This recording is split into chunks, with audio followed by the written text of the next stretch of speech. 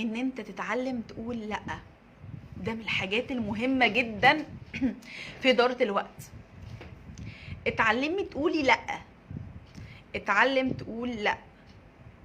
اتعلم تقول لا لو جالك تليفون مش مهم وانت بتعمل حاجة مهمة،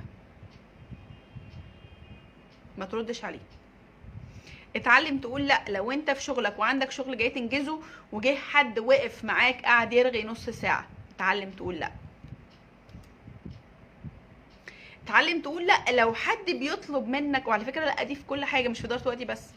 لو حد بيطلب منك حاجة وانت مش عايز، مش حاجة اسمها ان انا مكسوف. اتعلم تقول لا.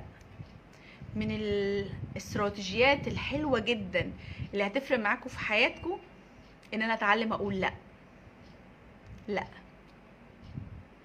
بقول لا لاي حد عايز يضيع وقتي، لمكالمة تليفون هتعطلني عن حاجة مهمة انا عايزة اعملها، لجار بيقعد ارغي معاه ساعة، للفيسبوك ان انا اقعد اتشات مع حد ساعة. تعلم تقول لا، ده حقك. خلي بالك اللي بيتصل بيك، يعني مثلا في قصة اتصال بالتليفون، ممكن اللي بيتصل بيك ده في التليفون هو اتصل في الوقت المناسب، وده مش الوقت المناسب ليك، فما تردش. رد في الوقت المناسب ليك. فتعلم تقول لا. هل مثلا خايف على زعل الاخرين؟ ممكن اقول لا بشكل لطيف، لا انا مش هينفع ان انا اعمل كذا عشان خاطر كذا بس. طيب، لحد ما تكتبوا، مهم جدا 50% من مشاكل الوقت هتتحل لو اتعلمت تقول لا. ولا دي بس مش للاشخاص، لا للاكتيفيتيز اللي مش مهمه. لا ان انا اضيع ساعه على الفيسبوك، لا ان انا اقعد ارغي مع حد في التليفون بالساعه، لا ان انا حاجات كتير قوي. فتعلم تقول لا، هتلاقي في وقت كبير عندك. طيب، انا بخاف اقول لا عشان خاطر ما حدش يقول عليا انانيه.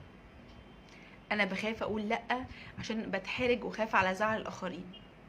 انا بخاف اقول لا عشان هم لو هو حد مهم قوي بالنسبه لي. بخاف عشان الالحاح والتكرار. طيب، خلينا نقول ان لو انت فضلت ما تقولش لا سنه سنتين كمان، ودايما بتيجي على نفسك عشان خاطر الاخرين، ايه اللي هيحصل؟ بعد شويه هتنفجر، لان كل كلمه لا انت ما بتقولهاش بتعمل عليك ضغط، صح؟ كل كلمه لا انت ما بتقولهاش بتعمل عليك لود، بتعمل عليك تاسك، بتعمل عليك مهمه انت ما كنتش عايزها، صح؟ فكل ده بيبقى ضغط عليك. فكل ما هيبقى عندي ضغط عليا، بعد شويه من الوقت هنفجر. وبدل ما انا كنت بقول بس لا وممكن حد يزعل ممكن ما يزعلش وممكن اعديها، بقيت هنفجر فيهم ومش عايز منهم اي حاجه خالص. ففكره ان انا اقول لا، دي بتحميني من الضغط، بتحميني من التاسكس الكتيره. فكر فيها كده، فكر فيها ان الاخرين ممكن يزعلوا ممكن ما يزعلوش، وهي لو حاجه تخصك انت، لو حاجه تعب ليك انت، قول لا. وضح وجهه نظرك. يمكن نوجة هي بتقول انا لو قلت لا ببقى مش سعيده. خليني اقول لك، يا ترى سعادتك اهم ام سعاده الاخرين؟ ومين قالك ان الاخرين اصلا هيزعلوا لو قلت لهم لا؟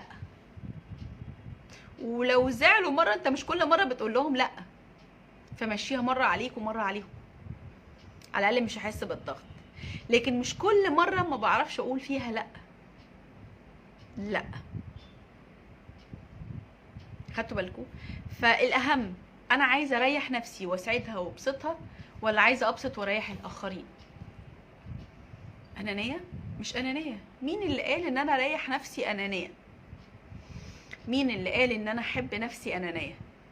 مين اللي قال ان انا اهتم بيها انانية؟ ده كله بيندرج تحت كلمة لا.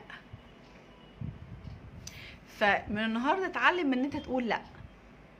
مش بس وقتك اللي هيتنجز، ده انت هتنجز في وقتك، وهتنجز في حياتك، هتحس بعدم ضغط، هتحس براح كتير، هتحس ان انت مبسوط، ان انت زي ما بتدي بتاخد. من حقك ان انت تقول لا. ده حق طبيعي، لا حق طبيعي لأي مواطن. صح ولا مش صح؟ ابدأوا اتعلموا قولوها النهارده. ولو مش عندك الشجاعة قوي، ابدأ اتعلم تقولها في الحاجات البسيطة الأول. هتاخد الثقة والموضوع هيعدي بسيط. بعد شوية هتلاقي نفسك بتقولها في الحاجات الأكبر. أنا مش معنى إني بقول قول لأ أنا بقولك تعالى حق الآخرين، لأ، أنا بتكلم في حقك أنت، في وقتك أنت، في الحاجة اللي تخصك أنت. بالظبط يا ريهام، أنا لو ما حبيتش نفسي وريحتها مش هعرف أحب وأسعد غيري. ده حقيقي فعلا. فانا محتاجه الاول ابسط نفسي الاول واريح نفسي الاول. عشان كده لو خدتوا بالكم في السبع جوانب اللي انا بهتم بعلاقتي بربنا، انا بهتم بصحتي، انا بعد كده بهتم بالجانب الشخصي، انا بعد كده تيجي العيله والناس والشغل والفلوس. المفروض لنفسك اولا.